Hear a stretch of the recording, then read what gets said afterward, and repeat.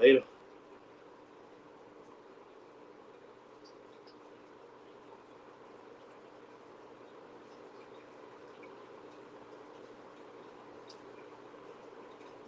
Where is this shit at?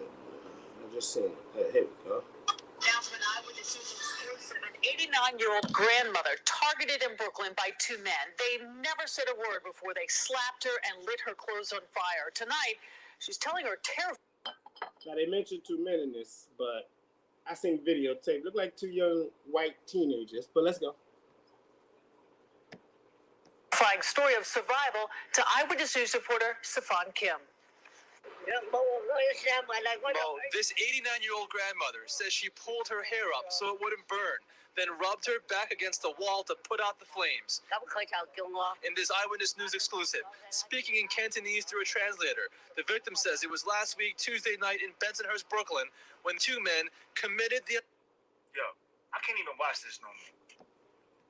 He had to stop, because once they mentioned where the location was, he thought about it.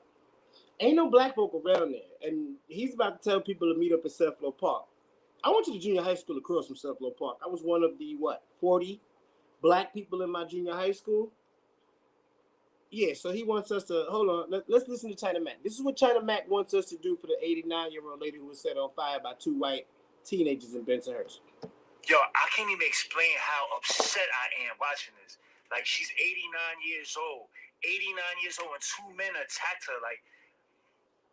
Bro, this is disgusting. I can't not do nothing about this. And if you watching this, and if you're a human being, and you got family, you got a grandmother, you got a mother, you got people that you love, and you look at this, and it doesn't make you feel something, something is wrong.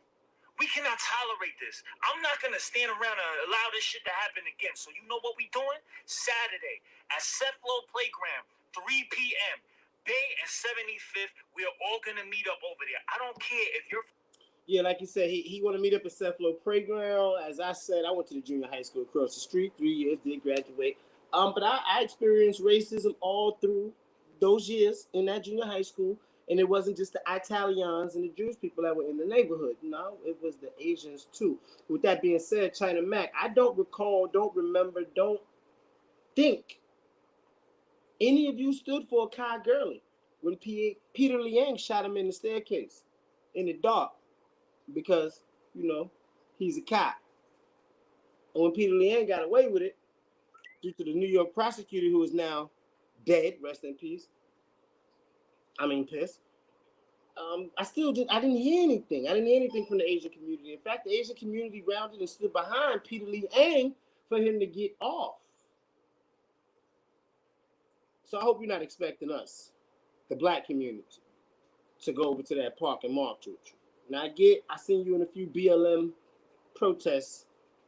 Yeah, but for the most part, I see a lot more racism coming from your community. So until then, China Mac, until we can really have a dialogue between your community and our community here in New York City, until we can get over what happened with Peter Liang and Akai Gurley, I strongly suggest anyone of African-American ancestry do not show up to that park and do not stand fast. I apologize for that, but bro, we need you to stand up for us first before we come over there and stand up for you. Now, I know that was wrong, what happened to that lady, but you know like I know what neighborhood she's in and who she is walking amongst. She's not walking amongst the people of color. She wasn't attacked by people of color. The video footage that you did not post on your video would have shown that it wasn't people of color. Now, if you fully intend to march out there, you know who you need to talk to. You know who you need to have behind you. And I hope you're not calling for us to stand with you. Rest in peace, Akai Gurley.